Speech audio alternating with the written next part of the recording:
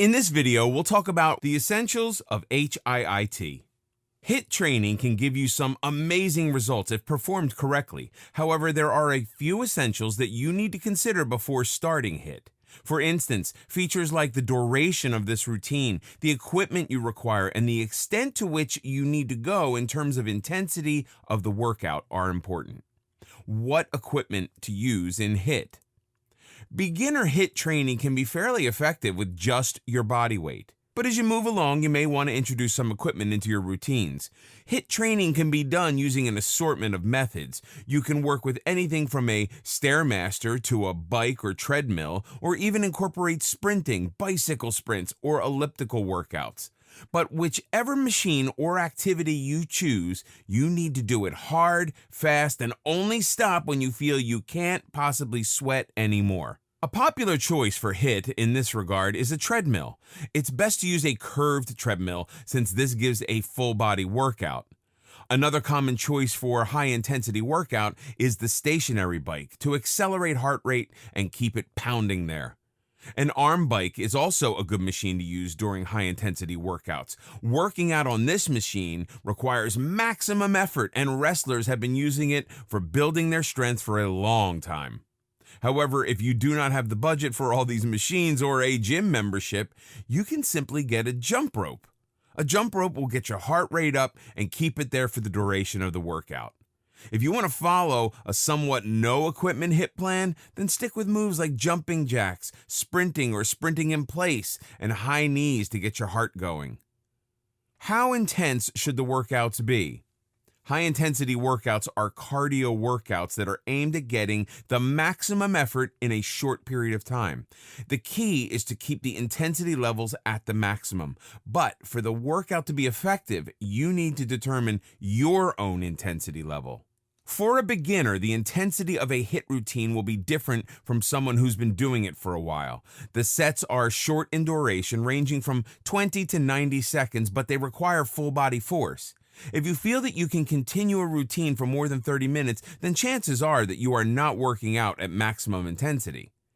HIIT is more popular as compared to other methods because it burns calories more quickly. It's been seen through research that the more intense a workout is, more quickly the fat is burnt. Normally, fitness experts judge the intensity level suitable for a person using the RPE scale or the rate of perceived exertion scale. This scale basically has a 1 to 10 spectrum, with 10 being the point where you give the workout everything you've got. Every person needs to determine where they stand on this spectrum and try to move to 10 by gradually upping the intensity of their workouts. How restful should the rest periods be? While most people do find this strange, rest periods are imperative in a HIIT workout session. Without rest periods, you cannot get the full benefits of the workout. Once you're done with one set of exercise, your body needs to recover before it can perform the next set.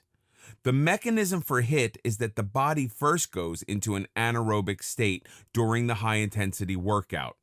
During the rest phase, the body is forced to recover to aerobic conditions.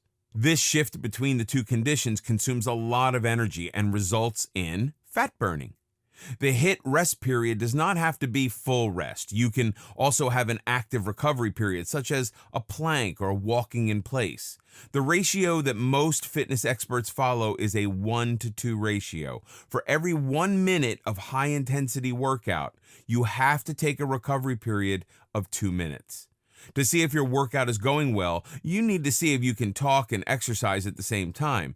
If you have the energy left to talk while working out, then there's something you're not doing quite right. As you progress and your body becomes used to high-intensity workouts, you can make some changes in the sets and rounds of sets. You can either add another set to your workout plan, or you can decrease the recovery period between the sets. To get maximum benefits, make the recovery periods active. For example, for the 2 minutes recovery time that you get, spend one in a plank and the other in a full rest state. How long should the workouts be? The duration for a HIIT workout will vary from one person to the next. It also depends on the kind of workout you're doing. For example, a Tabata session lasts for only 4 minutes. This routine was developed by a Japanese scientist and is very popular among the HIIT group.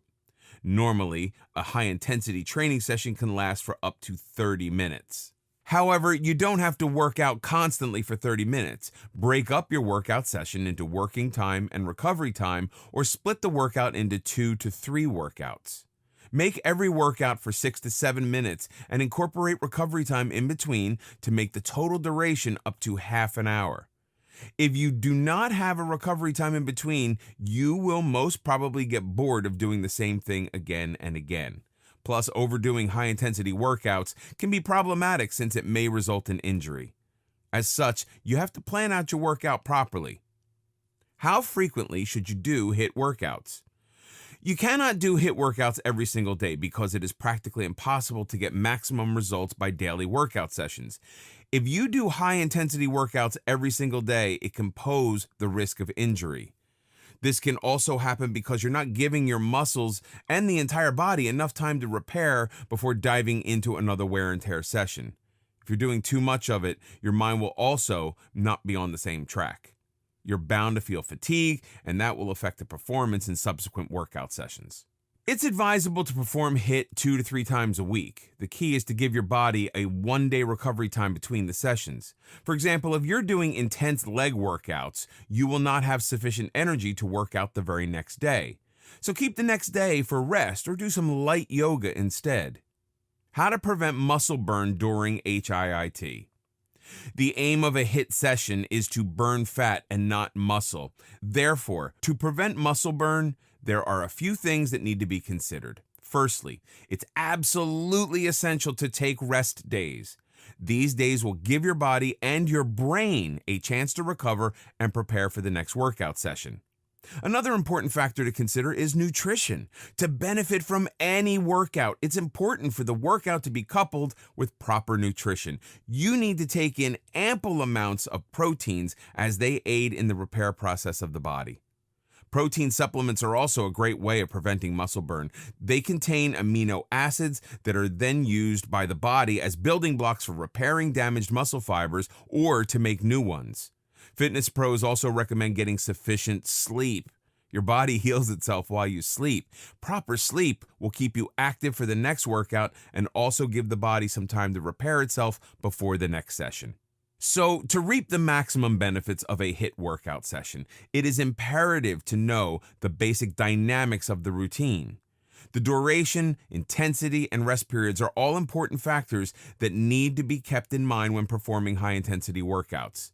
Neglecting even one of these factors can cause the workouts to give results that may not be effective.